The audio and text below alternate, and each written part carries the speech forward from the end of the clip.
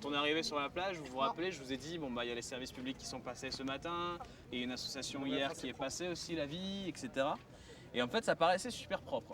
Mais on se rend compte que quand on va les chercher, ces déchets, quand on fouille un peu le sable, ou même tous ces déchets qu'on a ramassés pendant le nettoyage et qui ont été laissés par les gens, bah voilà, on se rend compte un petit peu de cette quantité. En fait, la plupart des déchets qu'on trouve sur une plage, normalement, ils viennent pour la plupart de la mer. Et la plupart des déchets qu'il y a dans la mer, ils viennent du continent. C'est-à-dire que c'est nos mauvais gestes, nos mauvaises habitudes, quand on est très loin dans les terres, par exemple quand on est à Paris, quand on est à Lyon, quand on est à Aix même, il suffit de jeter un mégot par terre, à plus forte raison quand c'est dans la nature, pour que quand la pluie tombe, elle emmène ce mégot de cigarette jusque dans une rivière. Dans la rivière, ce mégot de cigarette il descend jusqu'au fleuve, et les fleuves, ils se déversent dans la mer. C'est pour ça qu'en fait, la plupart des déchets qu'on trouve dans la mer, ils viennent d'un mauvais geste qui a eu lieu dans les terres. Ce mégot de cigarette, parce que vous le savez maintenant, il contient du cyanure, du mercure, etc. Il pollue jusqu'à 500 litres d'eau. Donc ce mégot de cigarette, il n'a rien à faire par terre. On le met où le mégot de cigarette?